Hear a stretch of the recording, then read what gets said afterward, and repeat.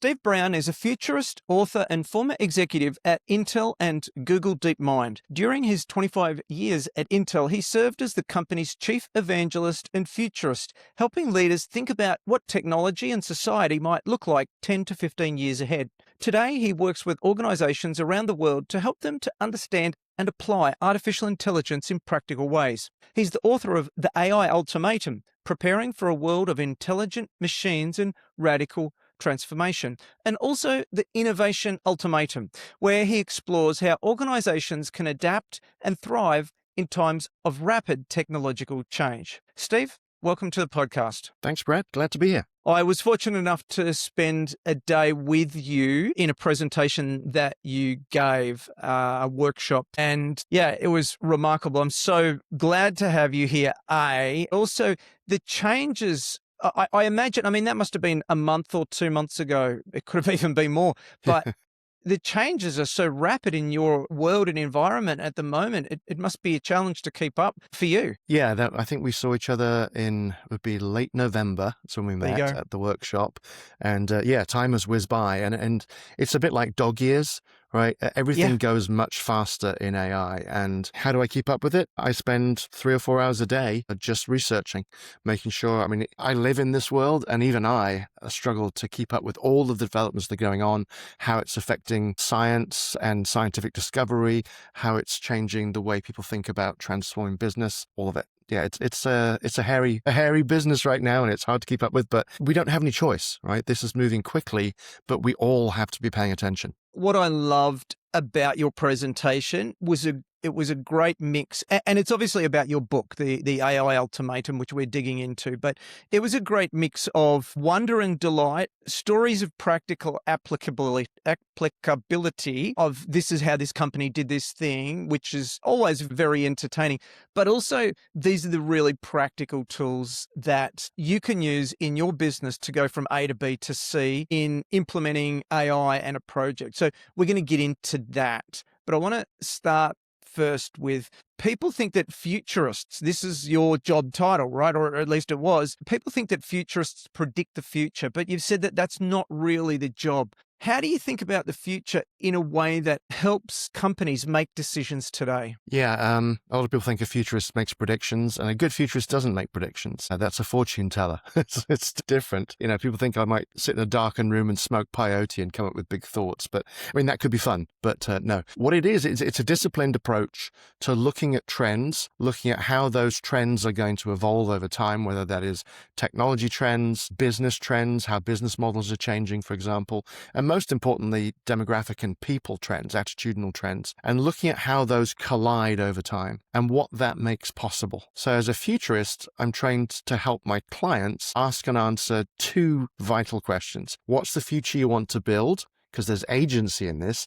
People think, the future is something that happens to us, right? The future's coming, get the children inside. But what's the future we want to build? And importantly, the flip side of that, what is the future that we want to avoid? And that's what I help people do as a futurist. Yeah, the world, the media has a narrative that sells adverts, and that is sometimes negative or, painted with a certain ideological brush that isn't necessarily how things are going to turn out, or it could have other motivations. Yeah. Yeah. And the whole media world, when they talk about the future, there's an incentive to make it dystopian. Yeah. Whether it's the news media who want to tell you that robots are going to kill us all, or James Cameron who wants to tell us that robots will kill us all in Terminator, right? Because it's not interesting to say, if Arnold Schwarzenegger had dropped through a hole from the future and said, "Hello, everybody, would you like a cup of tea?" It just doesn't, he's got to be a killing machine that's going after Sarah Connor and going to ruin people's lives. That makes a story. But I think we do have a skewed view of the future and what's the potential because of this sort of bent towards dystopian narratives. Yeah. One of the things that I loved that you spoke about was the fact that the media are saying that there will be a lot less jobs, that people will lose their jobs. It's a narrative. But what's not being said on the other side is that I think that there's actually a shortage of jobs and a shortage of things that need to be done. And so there may not be a perfect equilibrium between the two, but certainly, it isn't necessarily that that people are going to lose their jobs, that it's all about the jobs. Because what we're seeing is there's a massive shortage of jobs in Australia, for example, and we just can't get the people to do the work. So I think that there's a middle ground that hopefully is where we're going to land. Yeah, we have a worldwide labor shortage right now, and demographically, as the global population is aging, at least in many countries in the world, whether it's Japan, which is the poster child, but now also China, Western Europe, the US, Australia, you're seeing an aging population. We're not making enough new people because the birth rates are down. And so, yeah, we don't have enough people to do the work, particularly in industries like construction. And so, the choices are immigration or automation. And, the way to think about it is, well, part of the immigration is we're going to bring in machines as part of that new workforce. So yeah, it's going to happen like that in the at least short to medium term. Longer term, yeah, I mean, we could well see that machines are going to make work optional. I mean, if you want to work, great. Because there's a passion project that you have, but maybe machines can do most of what has been enslaving humans for a long time. We've had to go to work to earn money, to do things. Maybe we can think about new economic models at some point and edge our way to Star Trek. So there's a positive view of the future where we are freed from the burden of work at some point, but that's not happening right away. Yes.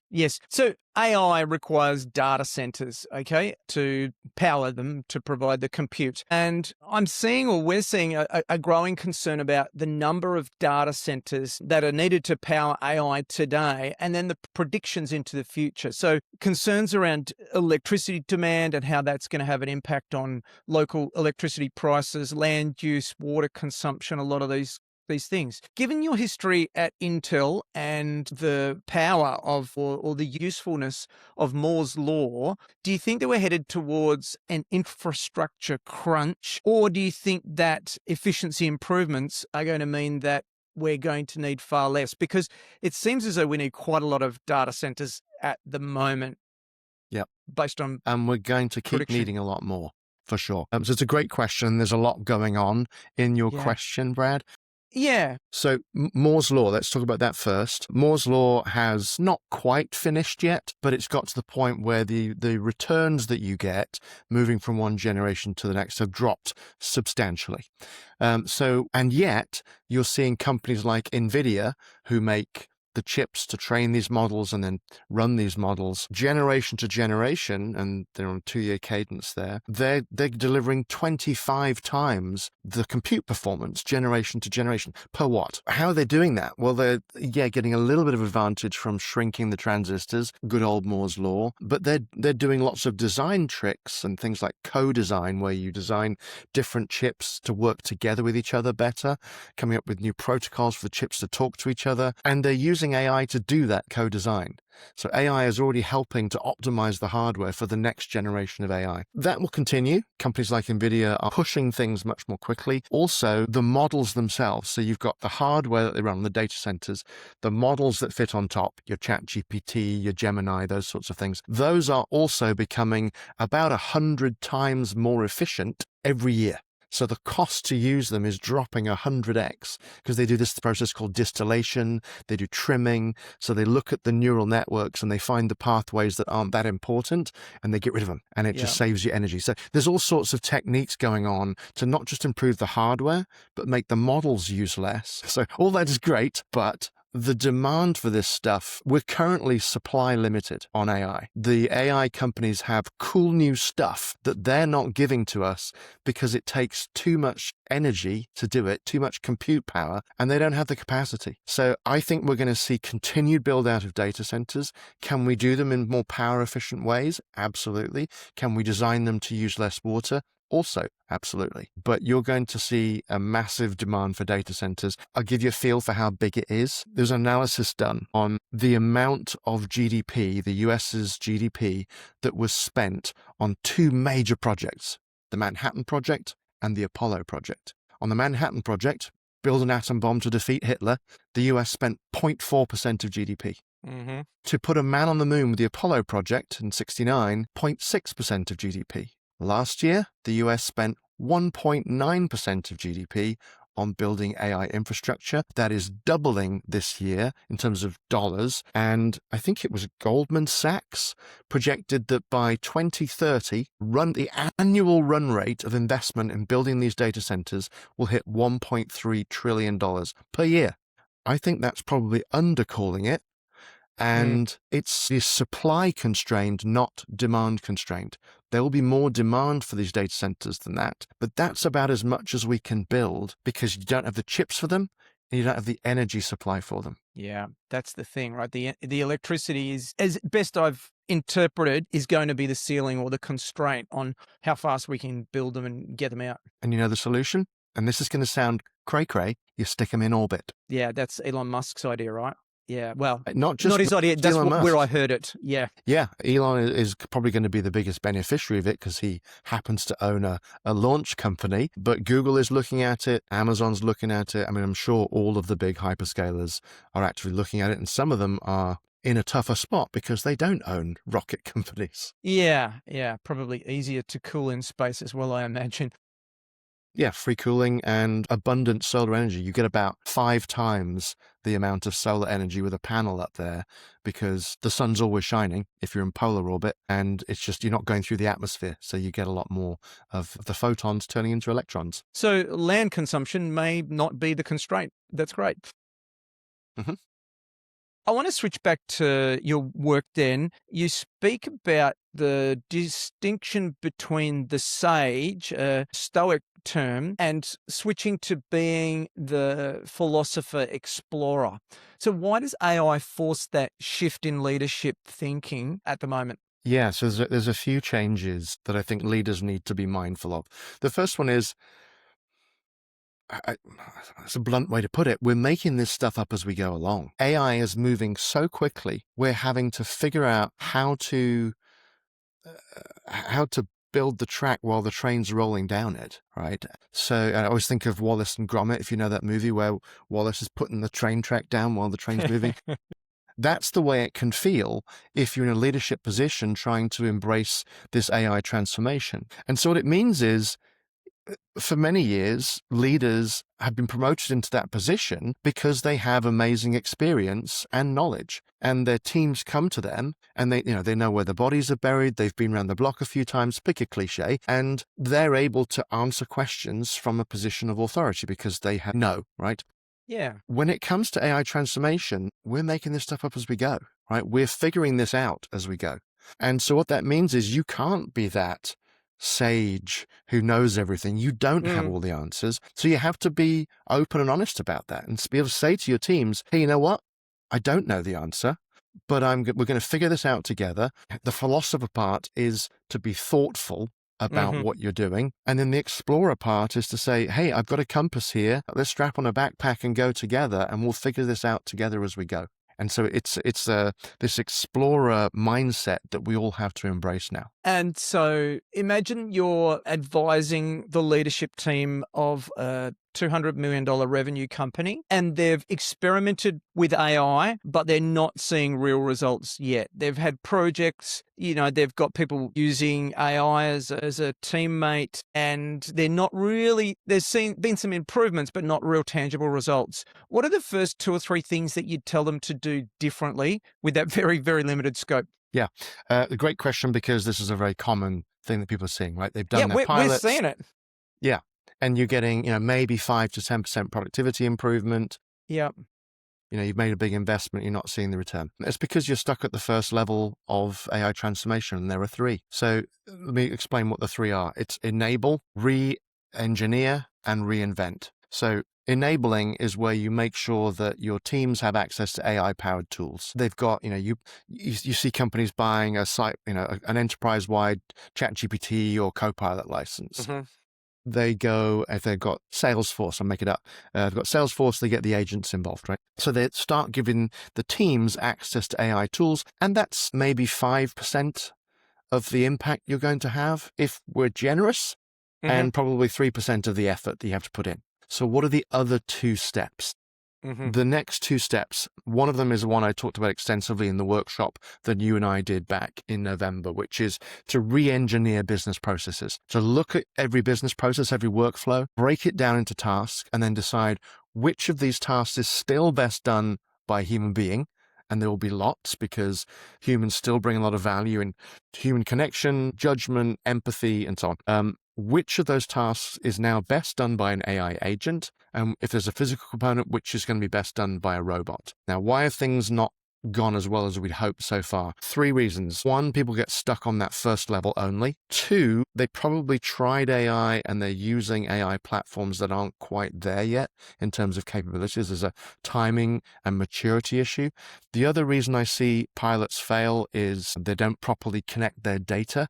They haven't prepared the corporate data to make it organized and clean. It's a garbage in, garbage out problem when it comes to AI. You're not going to get the best results if you don't give the AI access to the data it needs. And some of it's just a cultural thing. Leaders need to step up and do good old change management, which means inviting everybody in the company to participate. AI transformation is not a task for the IT team.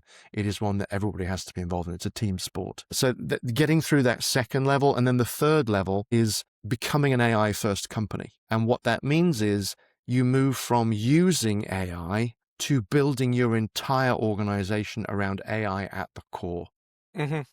At the moment, most companies, if they're using AI, the engine of their business is still people.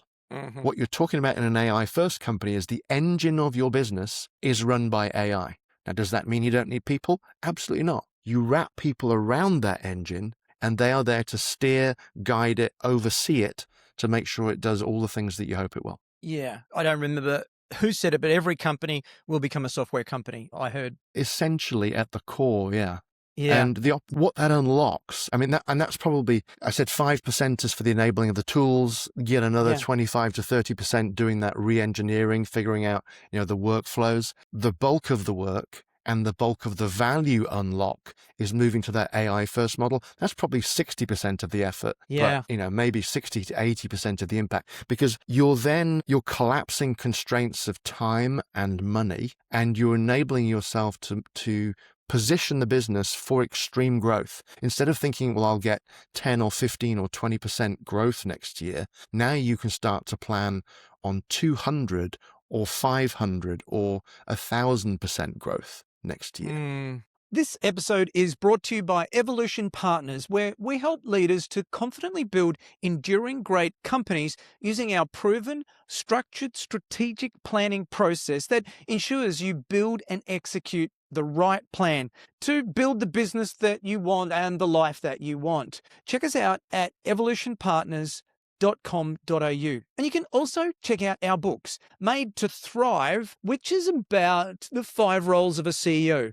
Becoming a great CEO rather than just a good CEO in your business. Second is Onboarded, which is about hiring and onboarding great people, making sure that you give yourself the greatest chance for people to succeed in your organization. And then third is Bigger Isn't Better, Better is Better, which is about building a business that is better rather than bigger. It's not about building a little business. It's about building a business that compounds, a business that you can actually fall in love with again. As you may recall, our company does strategy and planning with leadership teams in mid-market companies. Now, one of the challenges that we've observed, and you may have just answered this, is we ask them to set a 3-year goal around AI and a 1 year, and then to build out milestones to work toward that simple sprint planning. And so we find it very hard, because the world is moving so rapidly that, OpenClaw might come out next week and suddenly it makes us think differently or whatever it might be. So very hard when you can't imagine the future over a time scale like that. And also I think a lot of them are used to relying on their existing vendors to come out with an adjunct piece of AI software. What's your reaction to all of that we're observing? Is it the case of Yeah, that's why you've got to double down on that 3-part process, or what's your thought? I think that, that is the answer. Yeah, double down on that process. If 2025 was the year to get your tools in order, working with your existing vendors, and they've added AI buttons and whiz bang things to their existing tool sets, and you get to take advantage of that. Maybe you've found a couple of new vendors who are providing some AI magic. Great. 2026 is going to be that re-engineering timeframe that may stretch into 2027. Agents are going to get better and better. Your digital employees are going to improve in their capabilities. So to your point, think OpenClaw and the various versions of that are coming. But you need to be having that long-term horizon, and long-term these days is 2-3 years. Yeah. Of how can we become an AI first company as quickly as possible. Now, why the urgency? Let me explain by going back in time 25 years. We're now talking about traditional companies, AI first companies, and there will be AI native companies. But back 25 years ago, we were talking about traditional companies, internet first companies, and internet native companies. The traditional companies, let's pick retail. The traditional companies, in the US, it's Sears and JCPenney and those they were huge in the 70s and 80s. Now, gone or shadow of the former self, because they didn't become internet first in the way that Target did, for example. Target is very competitive. Walmart is very competitive against Amazon, an internet native company.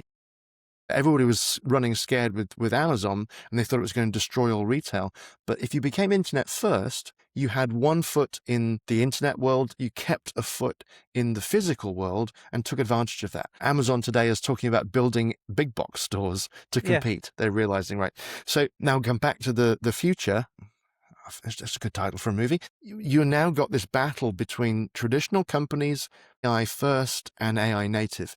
You can't become an AI native company unless you're a startup. Yeah. But the only way to inoculate yourself, give yourself a chance of survival against an AI native competitor coming directly at you, is if you have made the investment to become AI first as quickly as possible. If you stay in that traditional world, you'll get Amazoned, if you like. Yeah, which is why you need to do the hard work, right? Ultimately. Yep. You will be, Amazon or Blockbuster. We know all the old stories. Kodak, right? You're right.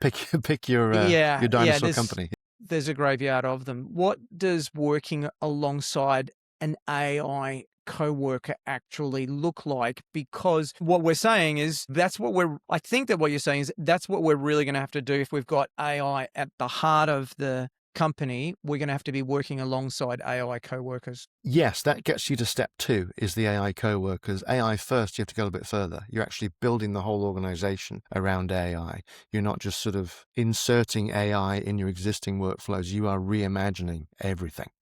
So let's put that aside, because that's a huge undertaking, and it's what I help businesses with. But let's get back to the digital employees. I've identified there are 3 main flavors of these digital employees, the way to think about them. There are offload agents, elevate agents, and extend agents.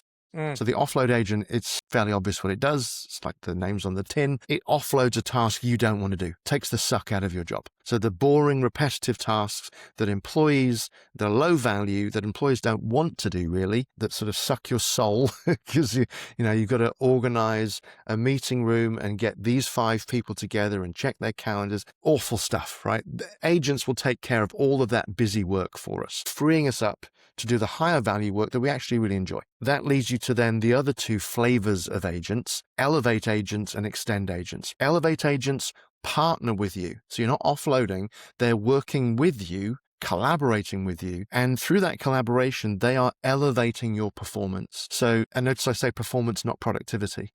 Yeah.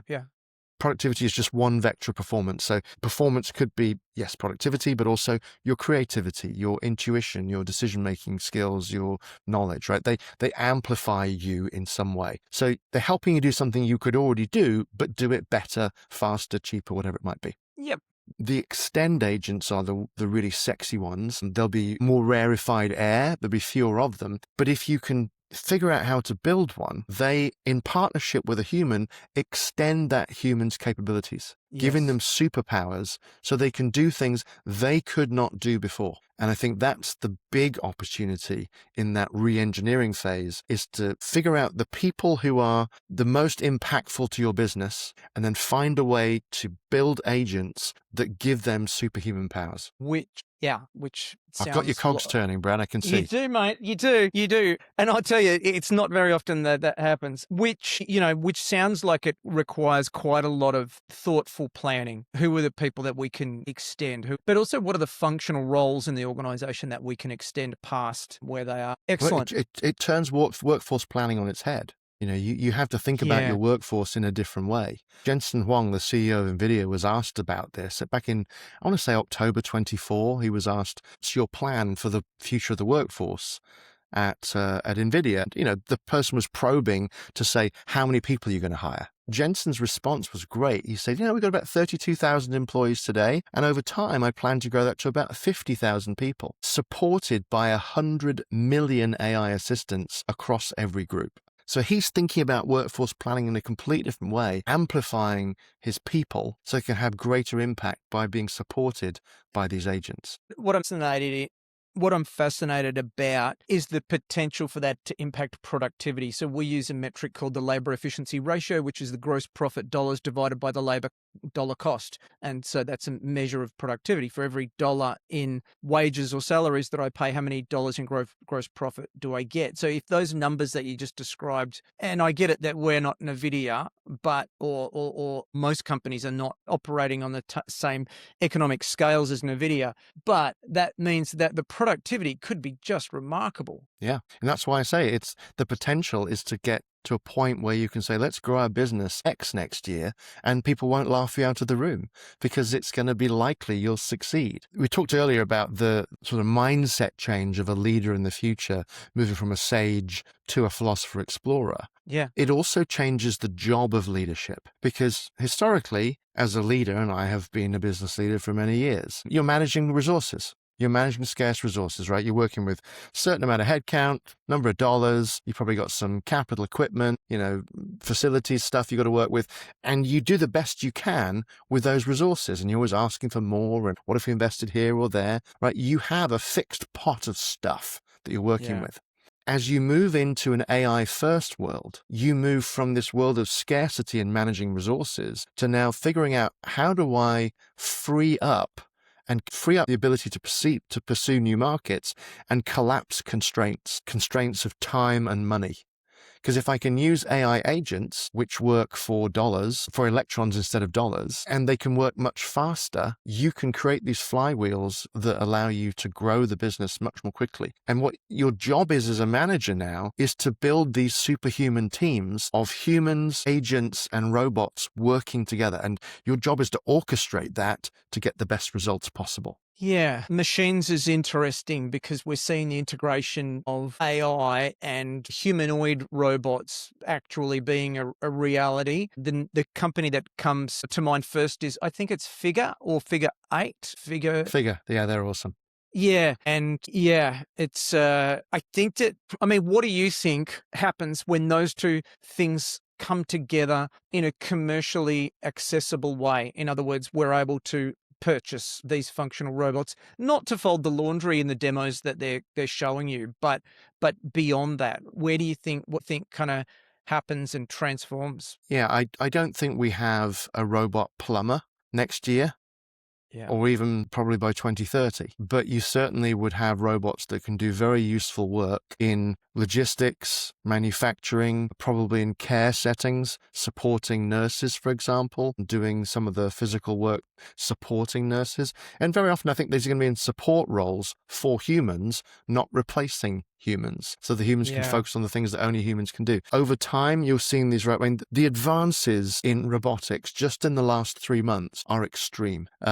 They've gone from being able to follow a human's command a year ago, and through practice and trial and error and learning for like a day, they can do little things like load a Keurig coffee machine and press the button to make some coffee, to now being able to handle a simple instruction like put away the groceries or tidy up.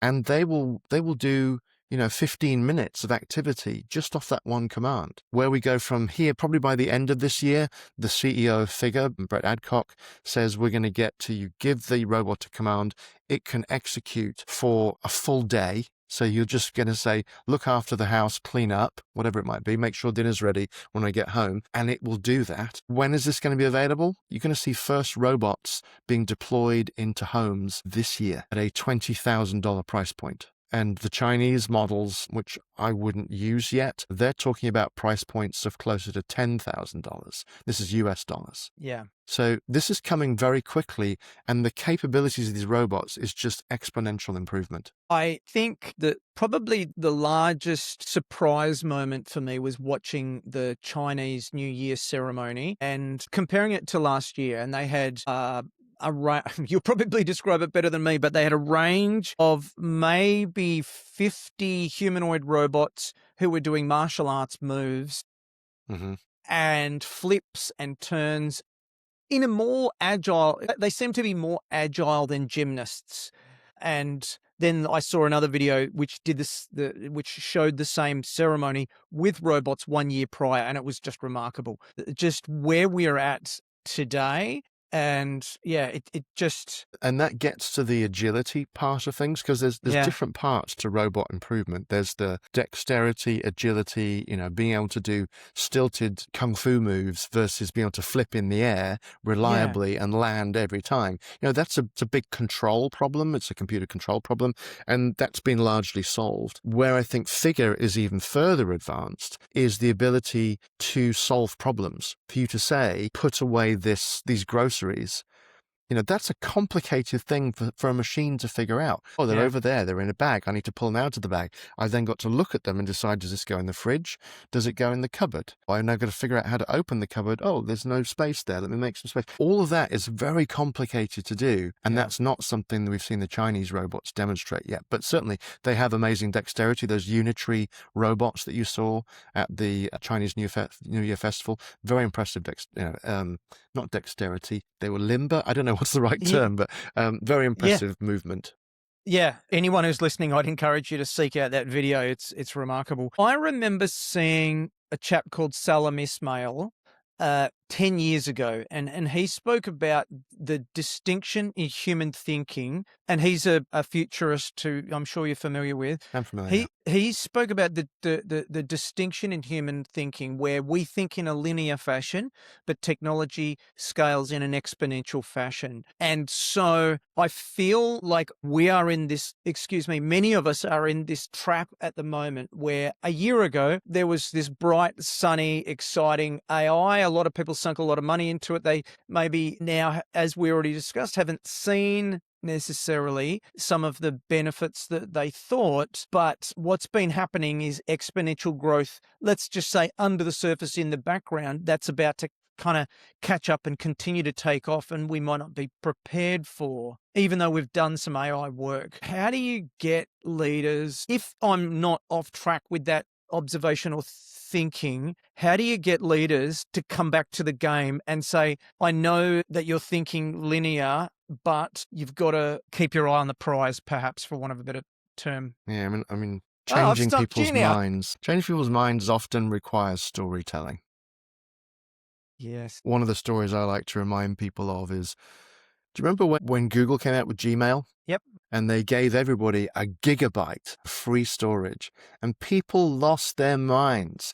They're going to put themselves out of business. How can they give a gigabyte of free space to everybody? That's crazy. But they understood exponential economics, and that the cost of that was going to drop over time exponentially, and that would become easy for them to afford. The same was when they bought YouTube. Well, all that storage space for all that video, how are they going to do that? Oh, exponentials. So you sort of have to remind people of the exponentials of the past to help them realize, oh yeah, okay, everything is exponential when it comes to technology, and we need to plan for that. People is exponentials feel flat until they're not. So, you always feel like when you look back at an exponential, it looks like a flat line. Yeah. But when you look forward, it looks like a wall in front of you, and you have to be ready for that. Yeah. So, It's almost like we just need to say, don't forget, don't forget, don't forget, while we're in the busyness of our day-to-day business. Yeah, and reminding people things like the cost of using AI has dropped 100x in the last year. It will probably drop another 100x in the next year, right? Things like that, because it's not going to, it's not going to be 10% cheaper, X cheaper. So what are we going to do with that? Yeah, yeah. I think one of the challenges is people think of it as a project, again, perhaps linear or perhaps thinking in the past, think of it as a project. Oh, we're going to select, let's say, OpenAI, and we're going to go all in on this. And then along comes either a model that is more suitable or a competitor. Okay, it's a competitive landscape, or there is something that's more fit for purpose, and they need to kind of either throw that work away and then start something else. Yeah, sunk cost. Sunk costs. But I feel like there's no, unless you can kind of offer some other insight, I feel there's no other way to that, in that you've just got to toughen up and just say, look, we need to we need to do the best that what we've got, and we can prove that it's worth Yeah. the effort to change. We've got to accept that sunk cost. In some ways, I almost feel like there was a negative first mover advantage in this regard, because Yeah. companies who jumped in early, started doing pilots and experimentation early, the technology wasn't quite ready. They maybe didn't have the change management things in place. Maybe they didn't have the right vision for what they were trying to do and what the possibilities were. And so early projects have fallen short, and that's left a bad taste in the mouth of management. And they're thinking, well, we tried that AI thing. It's just a fad, and that's the wrong answer. That is the wrong takeaway from that experience. The right way to think about it is we maybe went a little too soon, had higher expectations than the technology we worked with could deliver at the time. But the way to maintain viability going forward is not to tie yourself to one vendor. It is to design things specifically, so if a better model comes in, you can just swap it out, and then suddenly the capabilities that you have taken another jump. That's the only way to plan. I think of AI like a wind at your back, and what you're trying to do is put out sails to capture that wind and accelerate your company, move it forward. And having a sail you can easily tack to be able to pick up a wind from a different AI because you don't have lock-in with a particular vendor is a very smart strategy, to have that agility. Okay, so am I to infer from that what you're suggesting, it is a very smart strategy to, rather than go all in on perhaps an OpenAI or someone like that, the LLM provider, to use one of these aggregators that enables you to select depending on the task that you're doing, or to select from different models? Yeah, have the agility to be able to swap a model in and out. Yeah, great. It's the way that you build your implementation, is to have some layer of abstraction so that you can just plug in a different model. What do you think that business leaders are misunderstanding about, I'll say, AI and technology now? And I say AI and technology is just in case there's something not there, but Right. The biggest misunderstanding is that 3-step thing I told you about. So enablement, re-engineer, and then reimagine. I meet with CEOs, I go to do my talk, and they bound up to me, and they're so proud. They're like, Steve, we just got an enterprise-wide ChatGPT license. And the look on their face, like a Cheshire cat, like, we have done it. We have done AI. And they want me to slap on the back and say, you don't need me anymore, And I have to break it to them that that's, 2% of the effort, and good for you, that's necessary but insufficient. And there's this whole journey ahead. I see a lot of leaders who are still in that space, either thinking that the enablement phase is enough, and that's indeed all there is, or that re-engineering phase is, and minimal re-engineering, where you're just finding ways to insert agents here and there, that is enough. But you need to go all the way to become an AI first organization. That's the biggest misunderstanding that I come across. You are and were a futurist, which means thinking 10 to 15 years into the future. I wish. I used to be able to think 15 years in the future. It's hard to do 3 now. I know, that's the question, right? So now if we are living in dog years, I think was the phrase. So how, I mean, is it even possible to think 10 years into the future? I mean, we set big, hairy, audacious goals, right? 10 to 30-year goals with organizations. How is it even possible to think at that timescale at the moment? Or do you think that there's some innate humanity that's going to stick around? I don't know. It's an open question. It's a big open question, Brad. I think we we probably can focus on direction, even if we don't know destination. Perfect. Right? Roughly which direction do we want to go in? What are we trying to do? Which comes back to reflecting on the core purpose of your organization, what it is you're trying to do. How are you trying to show up for other human beings? What's the value that you're delivering? And then how could you use AI to turbocharge the impact that you're going to have so that you're not just thinking about growing your revenue 10x, you're thinking about growing the impact that you have for humans by 20x. Yeah. That's the way to think about it, is not to say, well, where do we want to be in 2035, right? Who knows, right? I think the world economy could look very different in 2035, likely will. Yeah. The social contract may be completely different by 2040. There are projections that we could live in a world of up to 10 billion humanoid robots by 2040. If that happens, that's more than the number of people there will be. So it obviously changes the labor equation, now, but by that time frame, we may have, I'll make it up, thousands of data centers in polar orbit, new satellite constellations that allow us to connect to each other in more profound and faster ways than we do now. We will all have a personal AI before too long. AI is going to move into our glasses, have a visual component. It won't be long until we're living in a world of 1 trillion AI agents. What do we do with all of that? It's very hard to project. All we can say is what are the directions of the trends, and then try and in that mess, stay true to who we are. What's our core purpose? And what do we think that will make possible? And then I'm back to those two questions again. What's the future we want to build? And what's the future we want to avoid? That's really, really good. Thank you. What do you think that humans still do? I don't even need to ask about the future because it's kind of here. What do you think that humans still do better than machines? Let's just in this timescale. Human-to-human connection. I don't want to be in a hospital bed and have a robot hold my hand as I'm dying. I don't want a machine to tell me I have stage 3 liver cancer. I don't want to go to a show at the Sydney Opera House and watch a bunch of robots leap about on stage and try and entertain me. Yeah. There's all these places which is about human connection, the human condition. When you're looking for a house, in the US at least, there's a buy-side agent that comes to try and help you find a home where you're probably going to spend the next 7 to 15 years of your life and maybe bring up a family, right? Is a robot going to understand what cozy is? Or that would be a great place for the kids to play? Or this is a nice spacious backyard, but it's a bit shady, whatever it might be, because the robot doesn't, at least now, have any kind of lived experience. So I think there's going to be lots of places where human connection, judgment, ethics, all of that oversight is still needed. That's why I think humans get wrapped around the AI engines, but it's going to allow companies, the internet allowed companies that were small to appear big, right? And to stand on a global stage. AI enables them to actually act big, so that an AI-powered small company will be competitive with a large enterprise that hasn't embraced AI. What surprised you or is surprising you generally at the moment in the context of AI and technology? What's surprising me?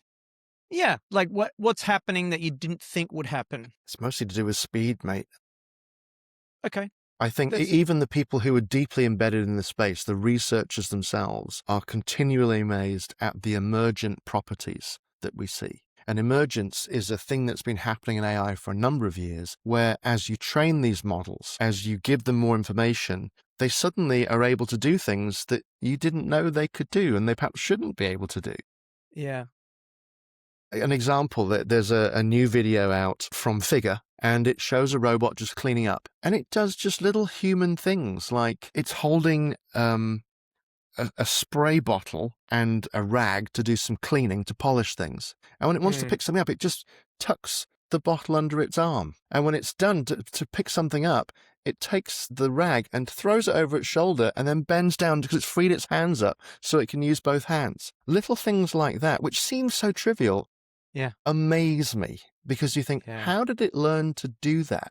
How did it infer that? There's another one where there's a Figure robot cleaning up in a kitchen, Yeah. and it closes a drawer with a little hip bump. How did it learn to use a hip That's bump just the crazy. way a human would? And these little emergent properties continually amaze me. And I think we're going to see more and more of it. And I think the thing that will really surprise people in the next year is we're already seeing this start to happen, but this is going to be like a domino effect. AI is pushing the boundaries of scientific discovery. It's already solving mathematical problems that have stood for generations and not been solved by humans.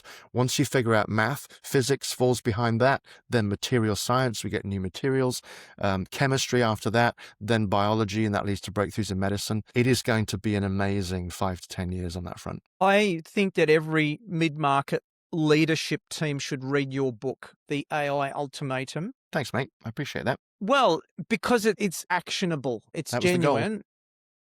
Yeah, I know, but it's important, I think, for the listener to understand why I say that. So I think that they should all read your book. What have I not done justice to? A, but B, can you just give us the overview as what the takeaway is for the reader when they've completed the book? My goal was to write something for business leaders who are all insanely busy running whatever business you're in, right? And they're experts in that business. And now they're also required to be AI experts. Not that they can build an AI, but they need to know what it is, the different flavors, how to use it. So I wanted to empower leaders with the knowledge of what are the different flavors of AI, how do you bolt them together to solve real world business problems, and give them some tools to do that. So there are actually tools in the book, there are resources you can go download online. At the end of the book, when you've read it, you should have an understanding of all of that, plus a feel for how your leadership role shifts, how you need to show up differently, how you need to think differently, and at least have a feel for what this is going to do to broader society and the economy in the coming, let's say, 5 to 10 years. So that's what I tried to deliver with the book, and hopefully it's all in there. And the practical frameworks that you've explained through our conversation as well, which is start with stage 1, stage 2, stage 3, etc. So it's fabulous. Where can people find resources about all the resources that you've described? So it's easiest place, just go to my website, which is stevebrown.ai. Nice and short and easy to remember. You can find information on my book there. If you don't like reading, if you learn more visually, there's a training course version of it that you can get on my website. Just click the course button. It's a 9-hour course and it includes videos and it makes it much more visual. So it brings it to life for people in a different way. But it's essentially the same content as the book, but just, and you can download it to your laptop or your phone or your tablet, so you can do it while you're working out or on a plane or something like that. So that one's up there.